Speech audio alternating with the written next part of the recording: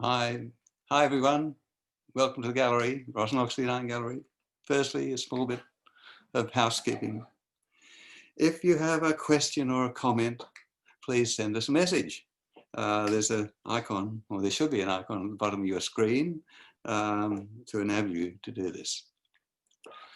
So first, I would like to begin by acknowledging that we're hosting this meeting from the lands of the Gadigal people of the Eora Nation, which is the unceded lands on which we work and create at Roslyn Oxley9 Gallery. I'd also like to acknowledge the traditional custodians of the various lands on which you are joining us from today, and extend my respect to elders past, present, and emerging, and to all First Nations people who may be joining us today. It is my pleasure to host this conversation between Brook Andrew and Alexie Glass-Kantor to mark the occasion of Brook's current exhibition this year at our gallery. Brook is currently one of Australia's most exciting artists, and we are hugely proud of his accomplishments, both here in Australia and internationally. As a curator, he was most recently the artistic director of the 2020 Biennale. As an academic, Brook is an associate researcher with the Pitt Rivers Museum at Oxford University, where he is also completing a PhD degree. He is also an associate professor and researcher at Wominjeka Djeembana Lab at the Faculty of Art and Design and Architecture at Monash University, as well as being the Enterprise Professor in Interdisciplinary Practice at the Faculty of Fine Arts and Music at the University of Melbourne. For us, though, Brook is first and foremost an artist, and it is through this capacity that we have got to know, love, and admire the commitment he has to his practice and his ability to realise complex installation. He has shown at the gallery for 5 years now, and we are very proud of this exceptional exhibition, which has come together beautifully from a distance. Brook happens to be in lockdown in Melbourne. We are thrilled to have Alexie Glass-Kantor in conversation with Brook today. Alexie is a well-respected curator, writer, and current executive director of Artspace here in Sydney. Alexie is also the curator of Encounters at the Art Basel, Hong Kong, as well as being artistic director at the Australian Pavilion for the forthcoming Biennale in Venice. May I hand you over to Alexie to start things. Thank you. Bye-bye.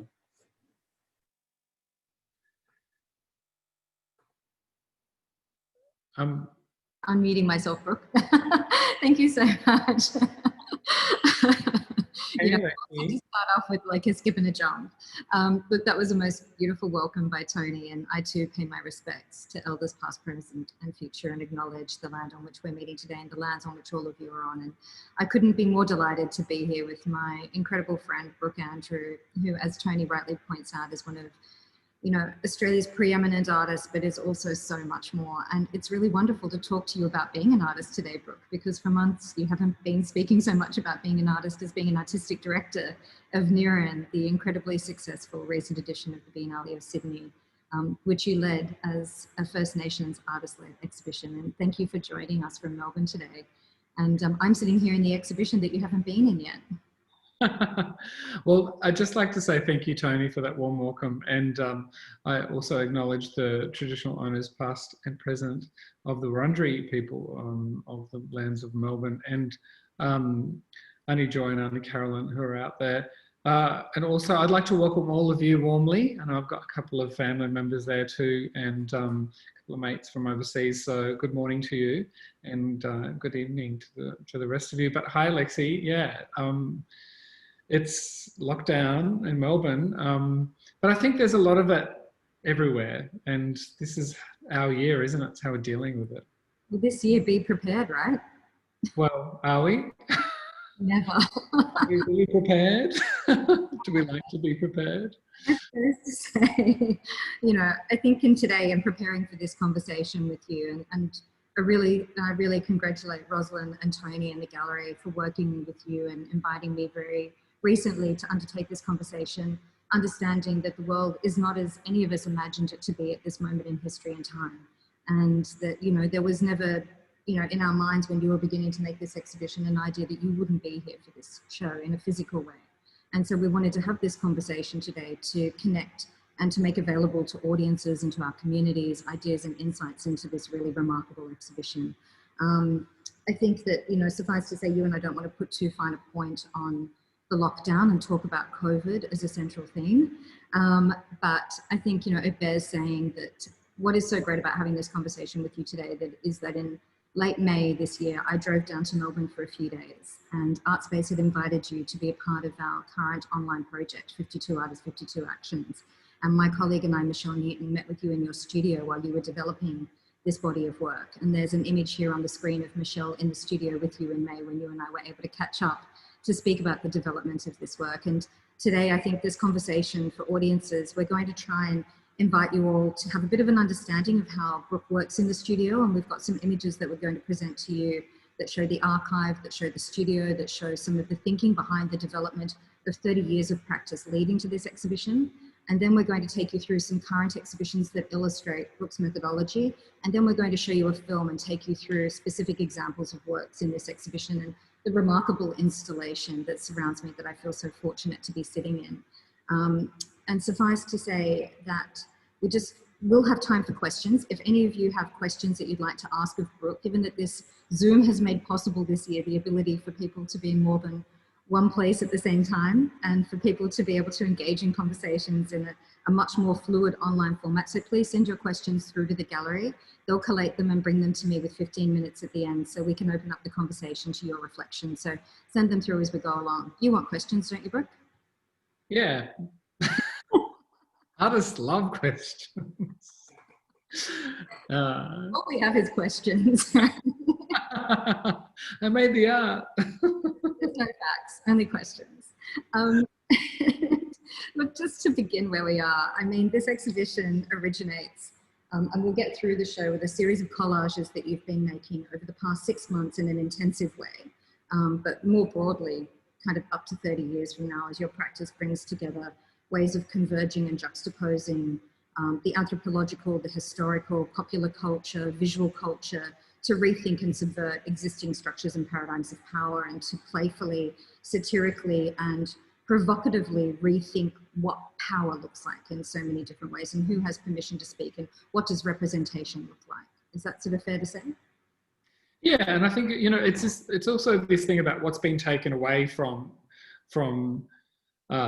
some of us or most of us, and what is it that we're fed to learn to be part of like a dominant narrative. And I think that growing up with an Aboriginal mother and a Celtic, you know, and also Jewish ancestry father, I always was interested in why kind of mum's family or my life or kind of that experience of my identity was not more in the public arena, especially around education, especially around, oh God, so many different things. And I felt like there was this kind of disenfranchisement, and I don't think really that's changed much within popular culture, to tell the truth. And just looking at, you know, Mrs. Thorpe, who is now the Greens leader in Australia, who was sworn into Parliament the other day.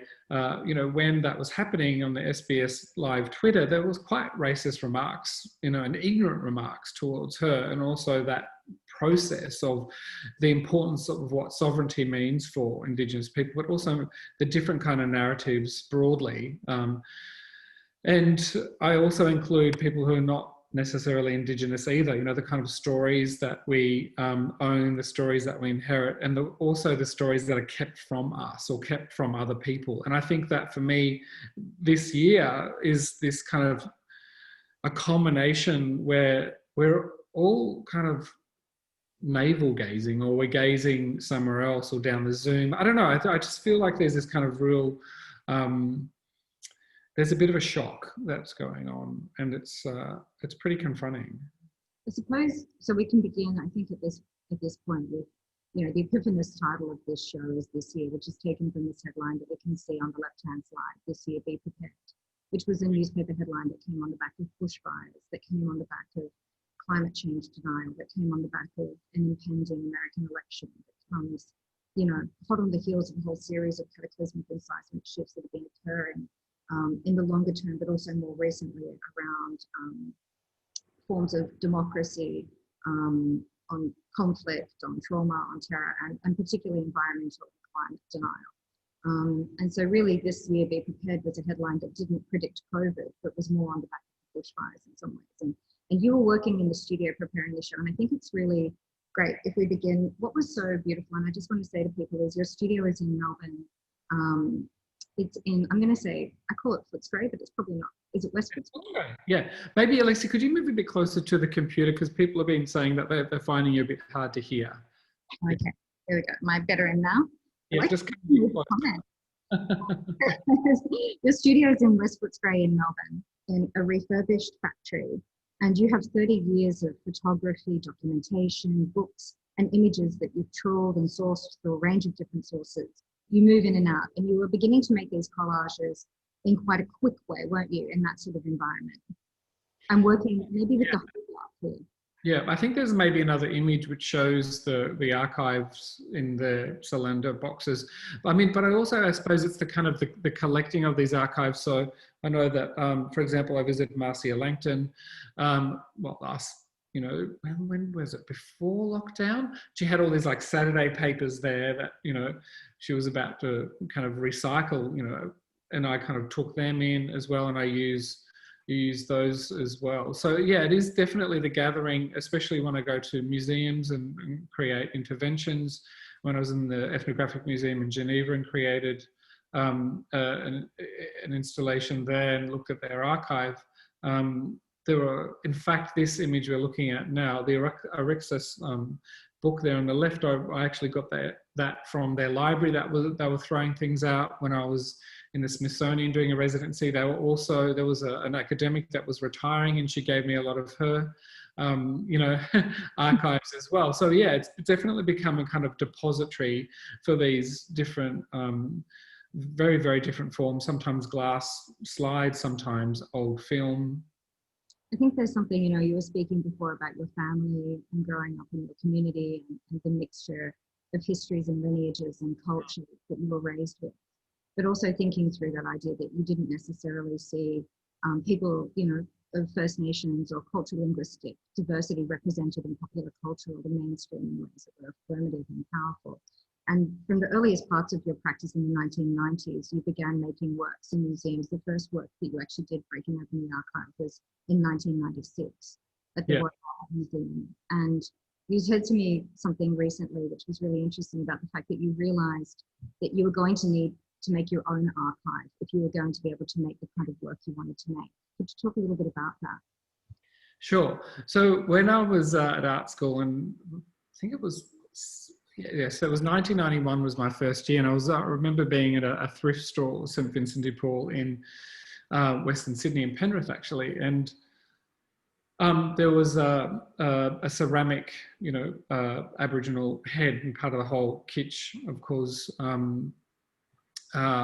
history, and of course Destiny Deacon, Tony Albert, many other artists kind of look at these, collect them, etc. And for me, it was this, you know, thing that I needed to get out of the public eye. You know, I started collecting them, and some of them were not very beautiful, but it was just really the act of kind of collecting them. But also I grew up with, so my grandparents had, you know, this is my Aboriginal grandparents had like the wooden spoons, but with the Aboriginal heads on them. So it really depends on whose home you're in to you know, what they actually meant for you. So sometimes they were personal and they could identify with it, but when it was in a public arena, it became too public, and so it kind of needed to be taken out and kind of contextualized.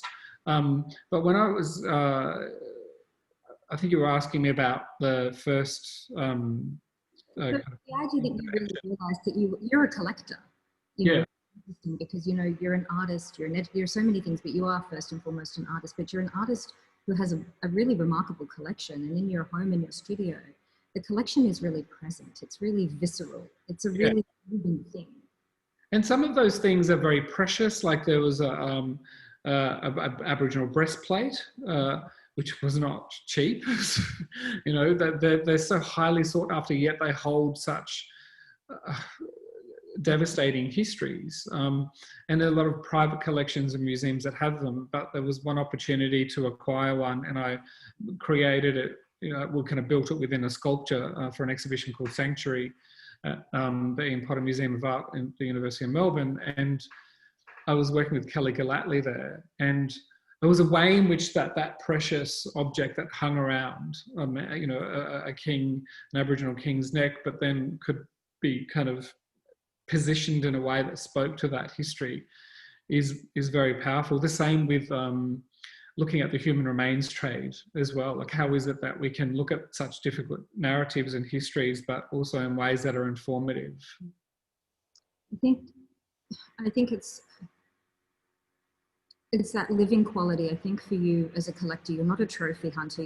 It's not the colonial paradigm of collecting in order to have an example of everything, to express something about yourself, to again create a way of canonizing a kind of vernacular or vocabulary or timeline of history that suits the narrative you want to construct. Instead, the way you collect is much more about unpacking the contradictions that can exist in an archive or a collection. Yeah, absolutely. And I think that, you know, early on in my career, like back in 1996, I was associated with Bamali Aboriginal Artists Cooperative. It was very formative years. It was very important. I mean, Hetty Perkins and Brenda Croft were there, Ree was there, many other artists were there. And it was very important to have that kind of sense of community around those kind of ideas. And so my first overseas intervention was at the Royal Albert Memorial Museum in Exeter. And they, which was a very surprising thing even back then, in the mid-90s, had repatriated most of their Aboriginal human remains except for one skull, which I didn't know was there, but the way I came across it was in a book of mammals. So people have to understand that Aboriginal people were collected like animals, and they were actually registered in the mammals book, where whales, monkeys, etc. But the other side to that, of course, is what is historical record? What is the truth? And this is the kind of, you know, as they call it, white against black law in Australia, and the history wars, etc. But everything is in the historical records. There shouldn't be a debate around that. And that goes for not only Australia, but internationally and other places around the world. But one interesting thing about that, coming back to this point about collecting, is that I could borrow the original Captain Cook journal log or ship log to be in this installation, but that wouldn't allow me to kind of move other objects around. So I went out and got, you know, I was 26, I got lots of Mills and Boon books because it's fictionalized romanticism, and I wrote them all up, hundreds of them, and I scattered them around. And it was kind of, for me, it was like the experiment of that concept. And people were a bit offended because I was basically saying there was a fictitious, you know, romance around Captain Cook, which of course, you know, we know that narrative now, and how those kind of stories play out and the kind of tensions around that.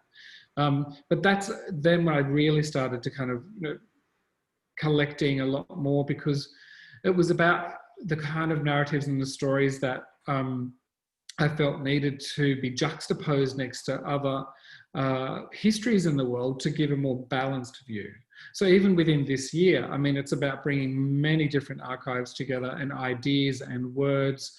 So in a way, kind of creating my own narratives, which are fictitious, really, you know, which I think is a bit of a parody. I think the way that you use the archive to support the idea of a linear or dominant narrative, and to instead underscore the fact that there is always more than one version of events, and entangled and complicated and contradictory versions of histories and untold histories, and those that have been suppressed by those who could benefit through different forms of suppression need to be told not as one version of events, because that is a colonial way of recording history as one path, but instead there's myriad and complicated versions. Yeah, yeah. So this here, the slide we're looking at now is kind of like really a collection of many different leftovers from different shows that I'll often kind of put together, and that's what I did with these collages. You know, I did work very closely with Stuart Russell and Danica, and also Trent Walter, and Mark Chapman and Sandy Bernard. So, you know, a lot of people I've been working with for 15, 20 years as well. And also Jamie, who works in my studio, and Jessica.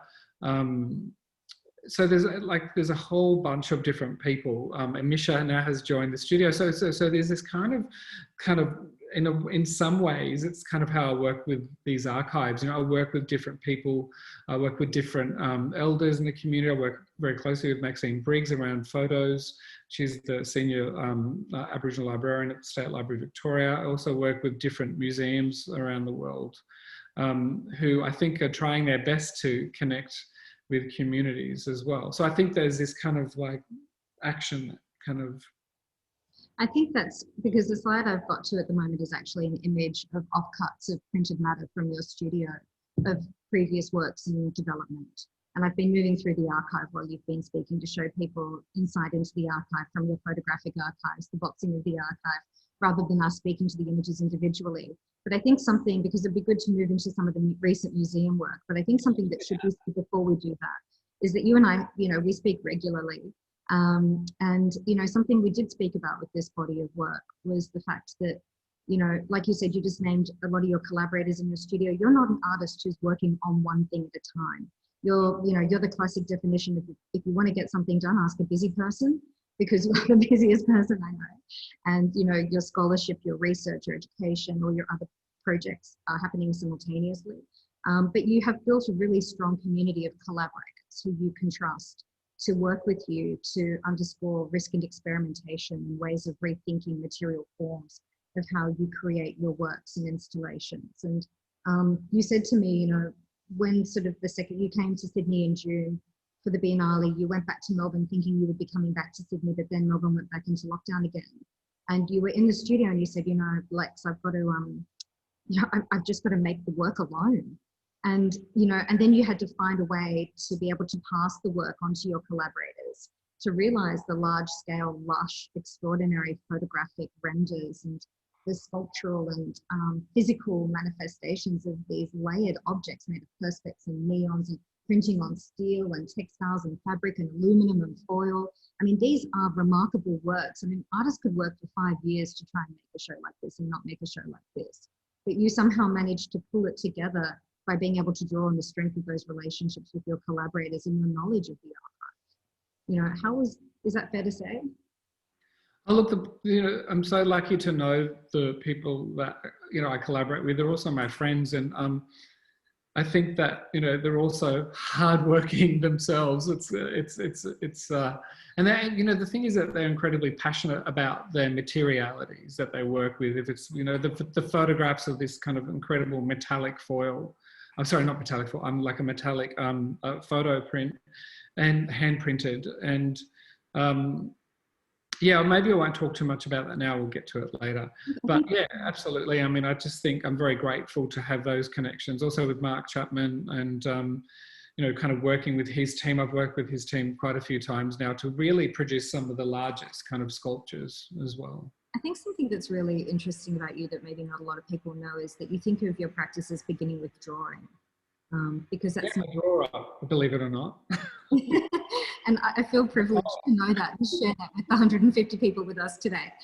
I think that you begin with drawing, you begin by drawing space, you begin by drawing ideas, and then you kind of translate them. So I think that process as well, through translation in your work, translation of form, translation of ideas, is a really important one, the way you pass things on. Yeah, yeah. But yeah, you're like, yeah, sure. But I think, you know, moving from this to this, you know, moving from the intimacy of the studio, living with the archive, living with your collection and your relationship over 30 years in a very everyday way to that, you know, from that first intervention incursion that you made back in 1996, where you had to, you know, yourself, you know, unpack the Barbara Cartland novels. And I do really love how you don't work to preserve the archive in its original form. You don't work to venerate objects in terms of the integrity of their original form. Instead, you're thinking about what you can do to scaffold the idea or create the idea in a more expanded way. Would that be fair to say? Yeah, I mean, there are some that absolutely are very precious, and there is absolute meaning and agency within them. I mean, my PhD thesis was on the power of objects, and it's for many Indigenous people, or many people who are very kind of hold objects sacred, not just as a collecting kind of colonial legacy, understands the agency of the object, and for me, it's pushed me further, because it's such a tricky line to walk sometimes, that well, for my PhD thesis now, I'm doing a theatre script. I've been, chatting with Wesley Enoch and a few others about the support through that, lens, but it allows me in some ways to be like collage, like kind of pulling apart these things, like the work here, Horizon Line number 2. I mean, this was originally created at, for Deanima at RMIT Design Hub about 5 years ago, I think, and this is called Horizon Line number 2. I worked with the curator Christine Barth at the Musée de Kidronley, and I worked with both their film archive and my film archive. And this horizon line is the landscape of Cowra and out at Arandian Mission, where my grandmother grew up, and where my family, my mum's family, went fruit picking when they were kids, etc. And so it kind of joins the landscape with this kind of, definitely kind of cut up film footages, and also, I mean, the Hogarth book, which is the basis, William Hogarth was a 17th century satirist, and sorry,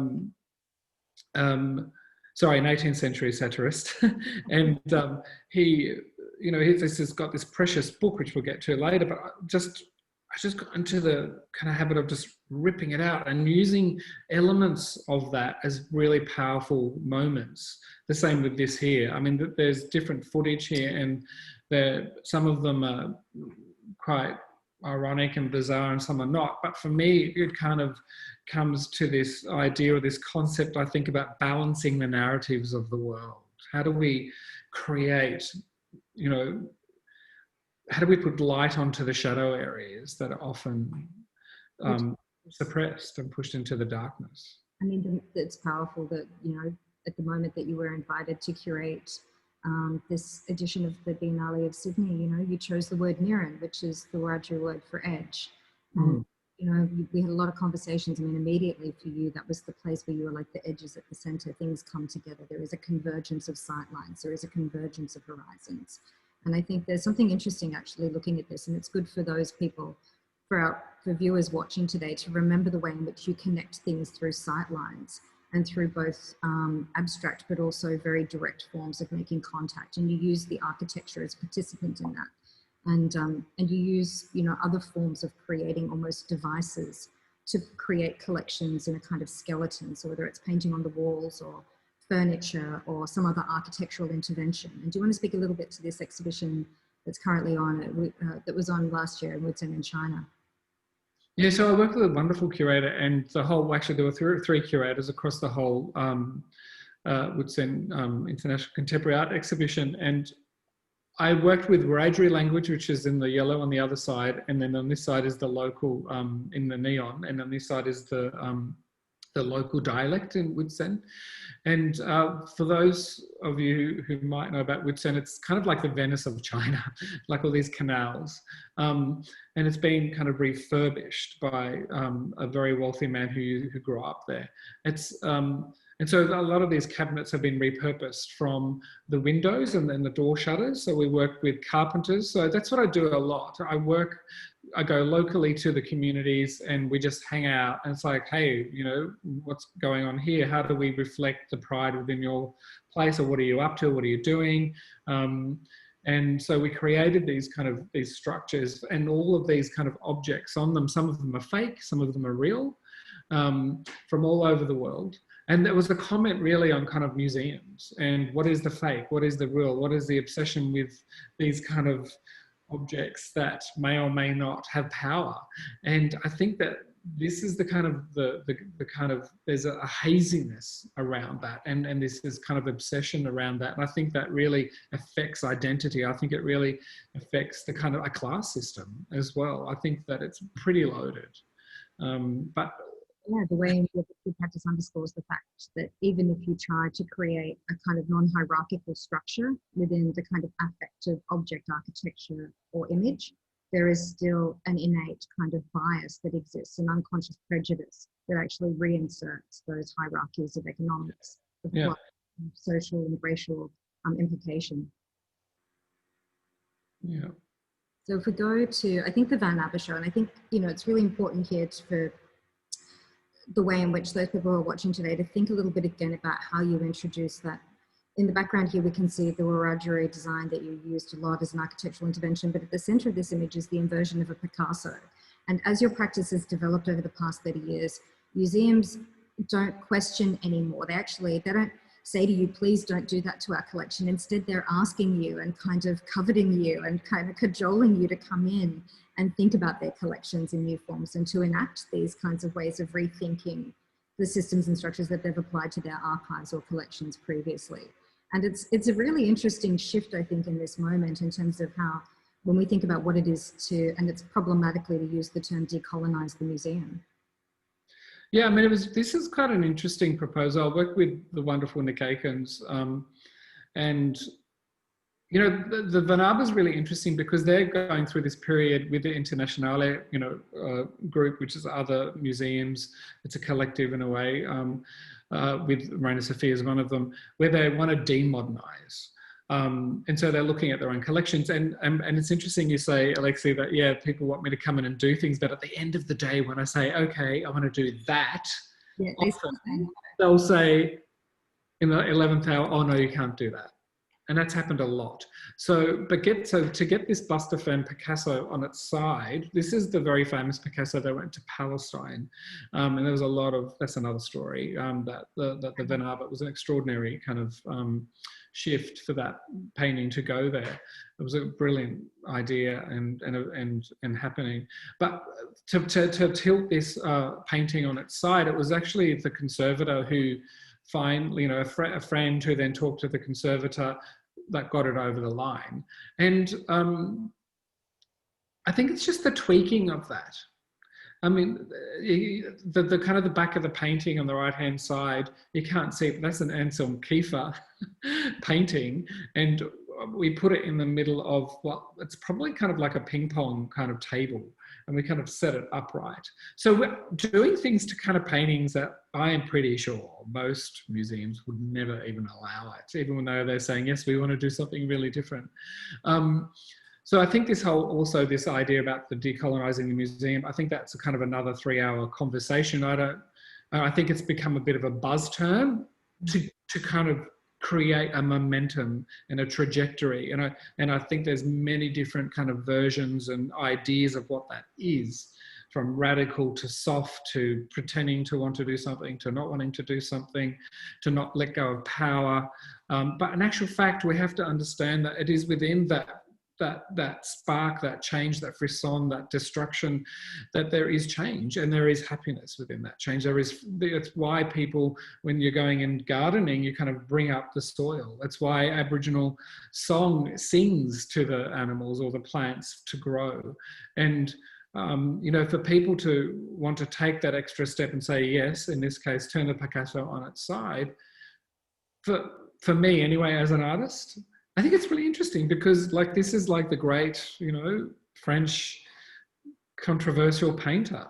So anyway, we don't have much time left. I'm sorry. I was going to say, I'm gonna cut us straight through. I'm going to, like, you know, you got to invert that like complicated white bloke.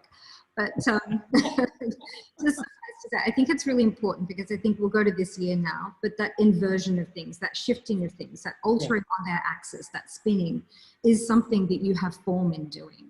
You know, a show like this year that I'm sitting in now is not, in a sense, it's a really new and energetic and it has a strong life force sitting in here right now. Like the audience is looking at these works and they're not looking at the show, and I want to get to the show, but there is always this life force in the thing do that I feel is really energizing for the audience. And so to come back to this year, this is actually an image of the collages in process, and Artspace commissioned you to be part of our 52 Actions project this year, where we commission an artist a week from remote, regional or urban Australia to do a project on our Instagram and online program. And we knew that you were working, we were working with you as the Artistic Director of the Biennale of Sydney with Niran, as a venue for the Biennale, as a partner for the Biennale. And I wanted to work with you again as an artist. And so we invited you to be in this show because we thought it was really important that people remember first and foremost that you are an artist. And it was great to be able to do that because it has both of us here today. Yeah. This year, I think I just want to, if we could just go back to that slide, I just want to say one thing. I mean, this was a very complicated week. This is when really Black Lives Matter exploded, right, in the United States. And I know that you and your team and I talked about this and what it meant. And there was this kind of like, what the hell are we, you know, what's going on? Like, what are these works saying? And I think that that was a really important moment because I was literally diving in and this is what I was making. And I think they become kind of like slogans, and also like this did end up being a part of another collage, which I turned into a large photograph, which we might get to see a bit later. So I just wanted to kind of mention that that was a very important time that also influenced this work. I think there was, and I think to say to that, you know, that week we saw people doing things like blacking out their Instagram and creating an occlusion of images, an erasure of images in the public domain in order to stand in solidarity, but in a kind of mute way. And there was a kind of impotency that we felt as an institution and organisation sitting in our lockdowns to be able to kind of create something that felt meaningful. And it was a big decision with you. We decided we asked you to lead because we think the artist should lead. And you were leading our primary commissioning platform for that week, whether or not we would directly refer to Black Lives Matters and the protests that were occurring at that time. And you know, we made the decision with you instead to let the work speak for itself because we felt it was important that institutions work with this content all the time and don't virtue signal to say, you know, this is a form of solidarity, but actually working with artists all the time to lead and rethink structure and power is the way that institutions change through time. Yeah, absolutely. I mean, I think, you know, I'm very happy if you want to move on to this year, but just, you know, part of this too, Linda Burney, you know, who is an extraordinary Aboriginal woman and politician, you know, she talked about how that in one of the newspapers, there was a headline that says, you know, that she likens, you know,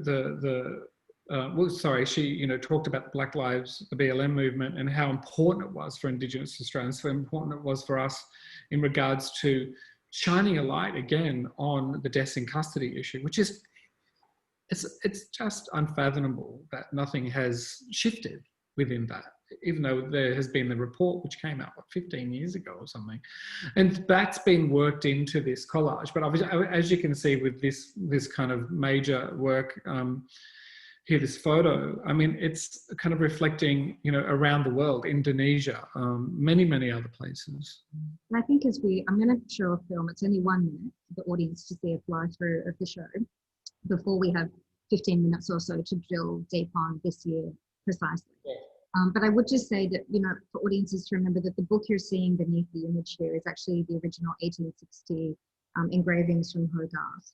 And that every one of the collages and images in this show has a piece of that original engraving embedded into it in some form or another. So it becomes a very sort of strange, mutated kind of bile and DNA that sits within the kind of exoskeleton and the skins of these collages. Is that kind of fair to say? Yeah, yeah. And so let's go to the video.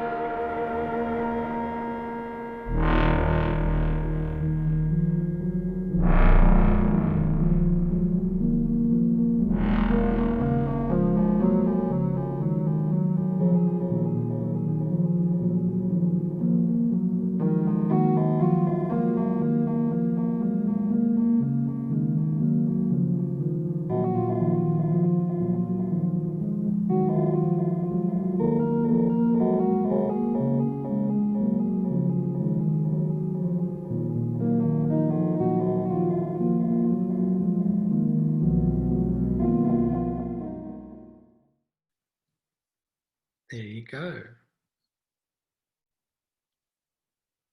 I should say to you're on mute at the moment, Alexie, but I just wanted to mention that the soundtrack that you heard was actually, I collaborated with Theodore Wong, which was the soundtrack for another work called Deanima as well. So again, that was this really great collaboration.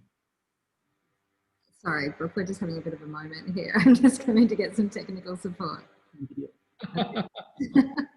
Yeah, it's this year, right? I mean, it's so funny, no matter how many, all of our audience out there, we've all Zoomed or done something. And there's always, oh, look at that, we can see you know, all the look at that. Here we are. This year, you can't be prepared. That's the bottom line.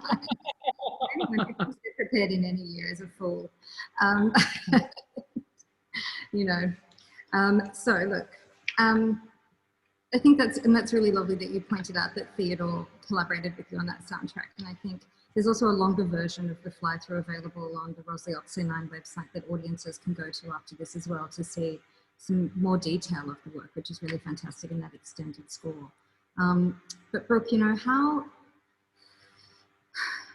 what was it like for you trying to conceive of this show from a distance? Like, what was it that you felt that you wanted to try and do when you were thinking about that convergence of the intimacy of the first collages, their evolution and shape-shifting into other expanded forms and their relationship to the architecture? Well, you know, it was, that sounds so eloquent. It wasn't like that. It was completely chaotic. And, you know, just the way I kind of, you know, cutting and putting things together. I mean, even, you know, it was only, oh my God, even when the frames were, you know, the sculptural works, when we get to a close-up of some of them, you know, when I was even putting them in the frames, you know, I was adding some as well. I was bringing my archive along and kind of, you know, kind of adding them before the last kind of, you know, glass lid went on and the neon was turned on. The same with, you know, some of the larger works, the mixed media works. It was getting them kind of digitized and then screen printed and, like, you know, all like photography, and then bringing them in the studio, and then sometimes that would just end up being different things. And so then that action really kind of dictated how the show was as well. And also I think just coming off the back of Niran, working with lots of artists, you know, wanting to create and transform the kind of white gallery space into something that really reflected a kind of a journey or a different narrative, or something that really subverted what is reality, you know, like, because our realities are what we think our consciousness speaks to. In actual fact, I think we're all in our own little spaceship sometimes. And this is kind of quite deceiving because these photos are massive. So, you know, yeah. I think, and also I kind of worked with Sheree Schweitzer, who's a friend and, you know, head of exhibitions at Biennale, and I've worked very well with her too, and also Andrew at the gallery. And it was a real, again, a collaboration. Yeah. I think in this you talk about the kind of line at the top that's the painted decal on the wall almost being like a twist in a ribbon, or a kind of a slip in the time-space continuum, in a kind of way of almost bringing together a kind of vertigo and that stretching and that accelerated feeling of time not being static again. And when you come into the gallery, when you come up the stairs and you see these angles of the wall paintings, you really do get this sense of a kind of very vivacious and kind of vibrating, and that non-linearity and that collusion of popular culture, history, and the present moment really come together in a very powerful way. And it's a show in which the energy of the wall paintings relates to the heightened and serious nature of the themes that you're exploring in the works more broadly. Yeah, yeah. I mean, it's interesting too, because, you know, we're all vessels, right? So we're walking vessels, and we've got all these things in us and different images and everything. And I just think that, you know, that with that kind of the shifting kind of architecture of those wall paintings, but also, you know, with that walkthrough, you know, you could see some of the close-ups. They're quite kind of, they're reconstructed narratives and stories. Some of them, you could kind of fall into it. I remember speaking with Roslyn, at first when the works were kind of going up, especially the photographic works, and sometimes they made sense in the moment and sometimes they didn't. And sometimes the narrative comes to you and sometimes the narrative shifted, really depending on how you were feeling or what you were doing or what you were thinking. And I really like this open-ended kind of engagement. It's not so fixed. And I think that that's the wonderful thing about really creating fiction out of so-called fact as well. I read once that in the medieval ages, the average amount of information a white male who died in his 40s or 50s, which was the average lifespan of men at that time, would imbibe in their lifetime would be equivalent to a Wednesday edition of the New York Times. And that would be all the information you would accumulate in your lifetime. And it's really, when I came into this show and thinking about your departure point with that headline, "This Year Be Prepared," I couldn't help but think about the kind of volume of information and knowledge that we're asked to unpack as individuals, as communities, as societies. And at a time where the algorithm and fake news are colliding in such an amplified way, how do we actually decipher and navigate and create a relationship to something that feels more ethical, more accountable, and less binary? Yeah. But I think also within that, there's a lot of satire, right? And a lot of humor. And I've always loved... Laugh, you'll cry.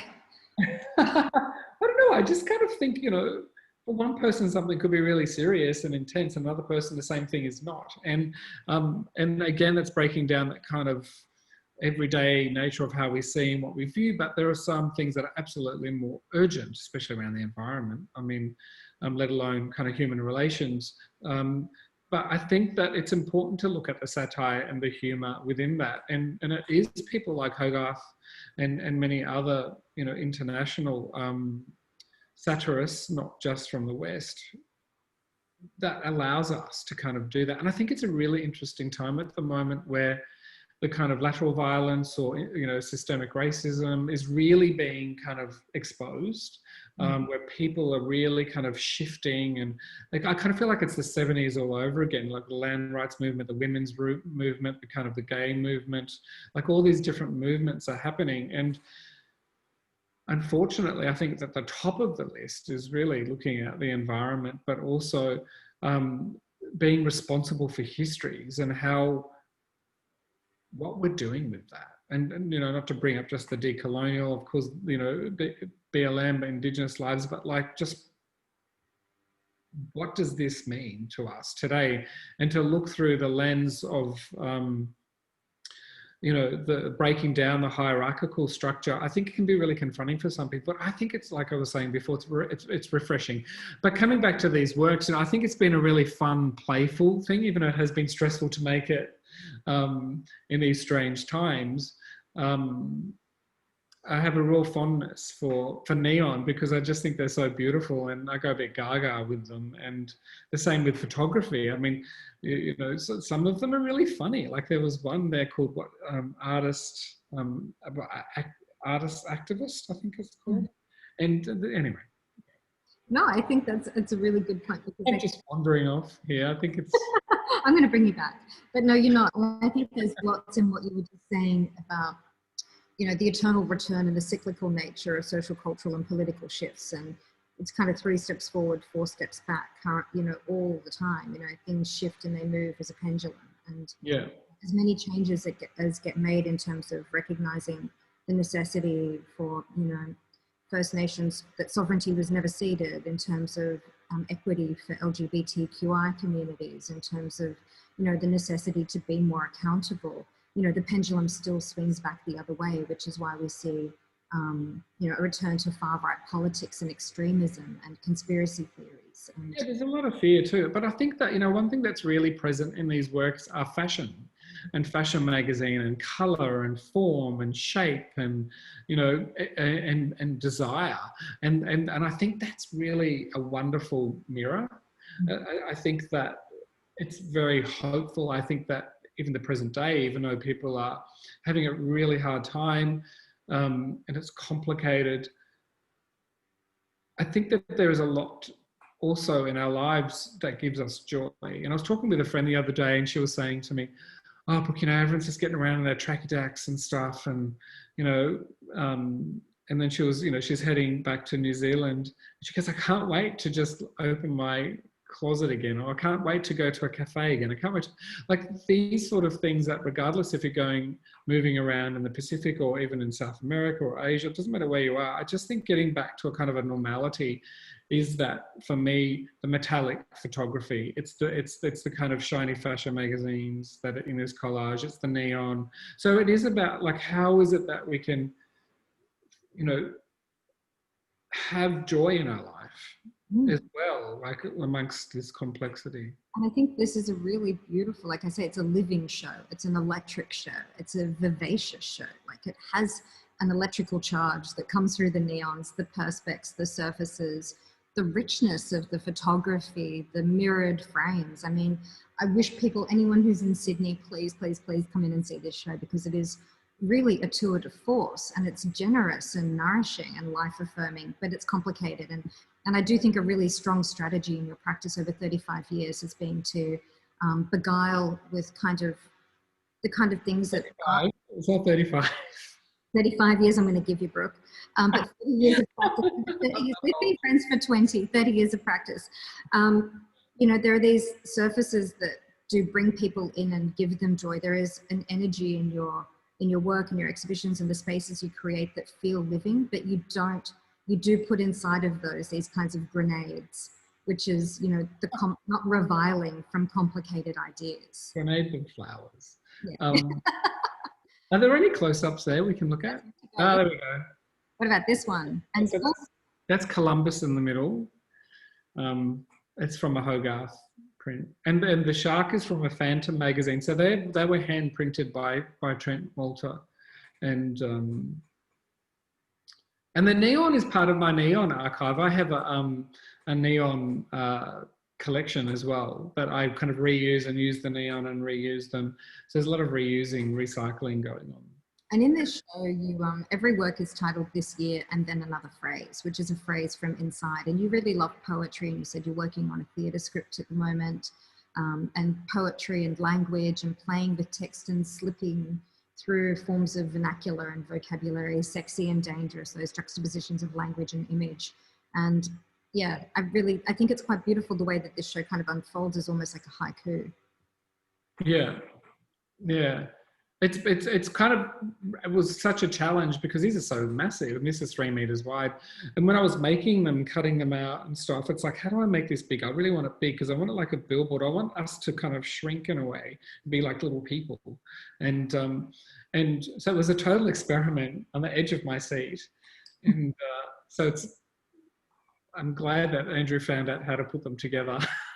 How did you, I mean, talk us through like creating a work like this, like the process of pulling these images together. Did it feel, you know, collage is such a radical form, and it has such a strong political history too, from, you know, the Russians through to the current moment, yeah. And you know, from sort of 19th, 20th century forms of revolution where collage formed a really kind of substantial scaffold for propaganda and for anti-establishment thinking. But this work, you know, there's so many different things here, from sports codes through the Phantom, through representations of... the Black Panther movement there, yeah. So how did you sort of bring it together? What was the moment where you knew the conditions in a collage had come together and could be upscaled to something else? What the recipe of my brain. Yeah, share the secret recipe with everyone. Sammy? Look, you know, I think that there are things that I'm interested in. So the one on the right is like from an auction magazine in Berlin, and on the left, bottom left, the kids there, it's a cutout of the front of a magazine that I got from IATSIS, which is the Australian Institute of Aboriginal and Torres Strait Islander Studies, their magazine. And then the image in the middle is of the terracotta figure is from a book on Bali, which I actually got in Geneva. But you know, there's the fashion there, and then so it was really just about a combination of how to create possibilities and how to connect as well. Like I was saying earlier about not only shining light on shadow areas, but what are the things that are connected? What are the historical, you know, relationships? And for me, I mean, it's also about coding, right? So it's about secret codes as well, because people out there will look at this and see different things. And I think that's really important. So this here for me, the little, the kid looking over with a neon light that goes up to the camera. I mean, that's about, for me, it's about the gaze and about photography and ethnography and the documentation of Aboriginal people. And you can see, and these are the original collages, and you can see that on the left, I then cut that up even further and, and created something different. Whereas the one on the right ends up being what it is and is turned into a large metallic photograph. And I'm aware we only have a few minutes left, but I would like to go through some of the examples. And we did include these juxtapositions with the original collages. And on the right here, we can see the collage that you have as your backdrop today in the studio. Oh, yeah.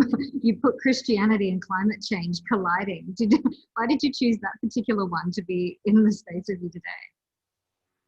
I mean, I think that's from the Saturday paper. Take it from all different kinds of newspapers.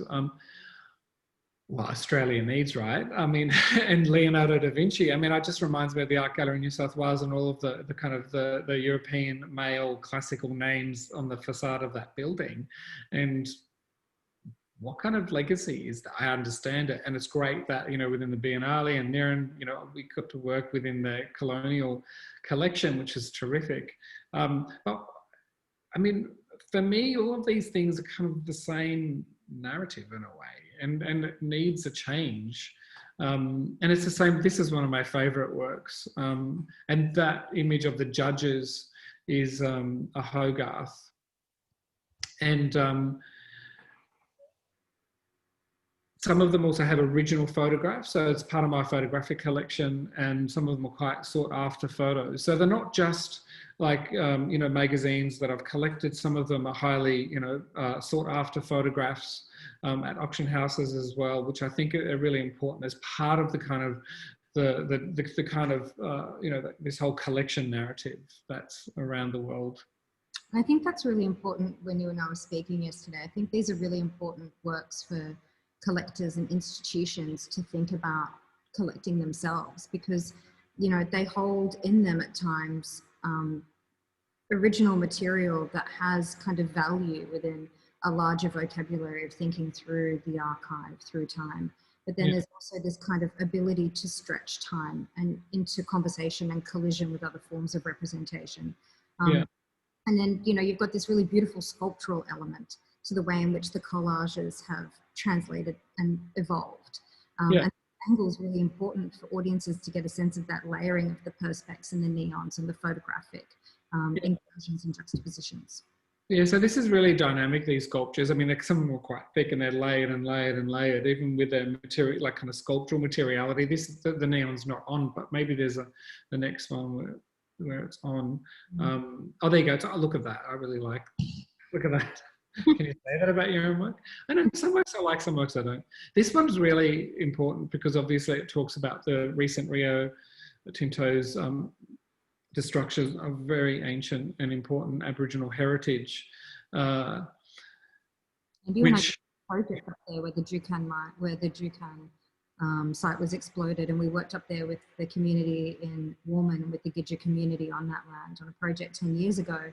And it's really, despicable. And I think you've brought together very complicated ideas of kind of neglect and corruption over time, but in a way that isn't about, again, pejoratizing or creating a simple binary of how these things do or don't happen, but looking at how they collude together. Rio Caves Glass proves heritage is only paper thin with the ties that bind, understands that this didn't happen in isolation. Yeah, and it's got the Cancellation, which was a book that was cancelled. That was a book on, I think it was on race, colour and the colony. And, and the people in that Hogarth print were whispering to each other, so there's this kind of go that was whispering. So, and then you've got this fashion guy there looking very smart. So, I mean, yeah, it's a very complicated, poignant, kind of narrative for me anyway. And okay, so I'm getting a couple of questions through, and we have a few more minutes as we go through. So I might go to this one here because you're an activist listening, but Murdoch's also listening. And There was a question actually that came from an artist you've collaborated with previously, Lily Hibbert. Oh, Lily. Hi, Lily. Good morning in Paris. Bonjour. So Lily says, can you speak about the relationship between rupture and healing in your work? Yeah, rupture and healing. I mean, I think that it's interesting when we were talking about pulling apart things and rupturing things. It's kind of like the body, right? It's kind of like the body of organs or something. And, you know, and then how it is that we can kind of structurally put things back together. I think healing is so important. I think that, especially from my experience and also being an artist, working with often difficult materials, but trying to be really positive about it, I think is sometimes a dangerous place to be. And the kind of self-care and care of other artists is really important. I think that it's important the way we talk to each other, the way we respect each other, even though we may or may not agree with some of the kind of language or some of the narratives, because it is a complicated world. And I think it's important to talk about these issues as well, even within our arts practice. So I think, Lily, I'm not sure if that's what you meant, but the kind of process of making and the kind of relationships I have with not only my family and my collaborators, but also communities is really important. I think that one thing that I might just quickly touch on here, I think it's really important for me and my soul, and the greater, I suppose,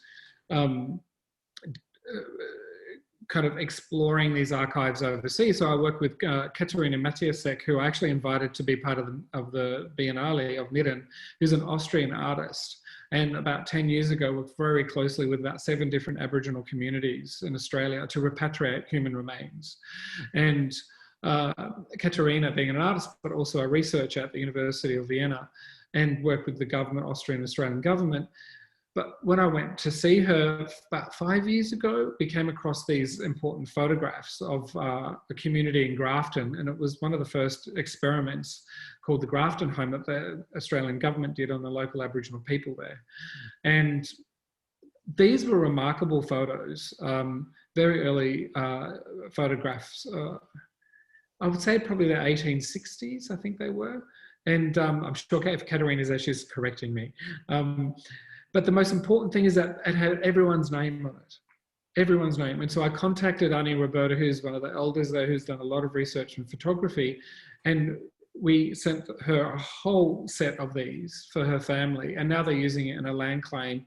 They never had that before. They didn't know the names of many people before. So for me, healing is not just about this work that I'm showing at Roslyn Oxley9 Gallery right now. It's also about my kind of greater, kind of often kind of invisible identity, where I think it's so important to do that as an act of rupture and healing. I think something that's really important is that almost more than anybody else I know, you embody the curatorial etymology of the idea of the curator as carer, and, you know, to take care and to be a custodian. And, you know, when I see you work as an artist or in any other methodology or form, you always take enormous care to make sure that those you collaborate with can lead with you. And that's a really hard thing to do, because you have to put aside ego sometimes. You have to put aside... Huh? What was that? Most of the time. Yeah. And I think, you know, you really do that. Like, there's a process, you know, in these where there's a huge amount of trust and vulnerability. And when we think about rupture and healing, vulnerability is a really political act. And you're incredibly vulnerable in the things that you do, because you're opening yourself up to a lot of different relationships and convergences and responsibilities in terms of caring for the past, the present, your collaborators and your communities. And that's a lot to do. And you do it with a huge amount of grace and kindness. And that's really remarkable, I think. And you see that in the way that you want the work to not just be shrill, but to be about joy, to be about complicated ideas, but to also be about hope. And that's really powerful. Thank you. I mean, I think that there's a kind of a big kind of heavy dose of playfulness as well. I think it's really important, but also kind of standing your ground. Yeah. And I think on that, you know, there's someone else actually asked, your practice seems to focus equal parts on the visual as it does on words and text. Is this a conscious decision, or does it evolve naturally throughout your process? I think that's a good question for this final slide. Yeah, I think it's a fabulous question. And, you know, I've always done text, and I remember So Chris Fortescue and Eugenia Raskopoulos were two of the main influences in my life at art school. And even though I did interdisciplinary studies and a major in photography, my major work was text on a wall and text on velvet paintings, which are now in the MCA collection. And I've always had an affinity with language, with kind of creating poetry, prose. It's a kind of a way to kind of navigate the often strict ideologies that we're often under. And I think that, like even this work, foreign bodies, you won't need these grenades anymore, still unconscious, the valley of I'm the tip of the iceberg. I mean, I think for me, it's a very personal gesture. So when I'm making these, I'm really making them for trying to unpack the world. What is it? What are all these? What is the relationship between all of these things? And I just wish that I spoke a lot more languages so I could incorporate them as well. You know, we only went 10 minutes over time, Brooke, which is amazing considering the journey we travelled and the vast waves of information we've managed to throw at our devoted viewers. Thank you so much for all your patience, everyone out there. I hope that you're all good. You've been extraordinary, and there's going to be a link of the public program will be sent out to a mailing list, so people will be able to download this later if they want to watch it or get any information or watch anything that you've said more closely. Other audiences will be able to download if you want to share, and it will also be published as a conversation with Ocular online in the next few weeks. But you know, if you are in Sydney, please come and see the exhibition. If you're not in Sydney, please watch the full length of the video online, and please look more closely at the works. This is, you know, such an important show. And Brooke, I don't know, like I couldn't be more proud of you. We've been friends for 20 years and you're a gift. And you as an artist, a teacher, a mentor, an educator, a father, a son, a brother, an artistic director, a curator, the things that you do are more than anyone should be expected. But what you do is do it with such grace and generosity and openness that it's a tremendous gift. And I was there when you won the Australia Council Fellowship Award this year in March. And I was there for Niran as the Titanic was sinking, as we were dancing with artists and watching this gathering of community come together. And I've been able to bear witness to the creation of this work. And thank you for allowing audiences and communities everywhere to benefit from the generosity of your very expansive and rich understanding and engagement with the world. It's really a profound gift. And to have created this work at the time of realizing Niran, the first Aboriginal curator of the Biennale of Sydney, which happened in our lifetime, and that it was you, is remarkable, and I couldn't be more proud of you. Oh, yeah, it was definitely a shock getting that call. But I also just want to thank Roslyn and Tony so much for hosting this, and all the team at Roslyn Oxley9 Gallery. You've been terrific. Thank you so much. Thank you everybody for staying with us. Thank you, Roslyn and Tony. Thank you, Brooke. And yeah, congratulations. You know, it's a gift. Thank you so much. This year, we're all prepared. We are now. And continuously unprepared. No grenades. The tip of the iceberg, still unconscious. Thanks everyone. See you later. Moving on.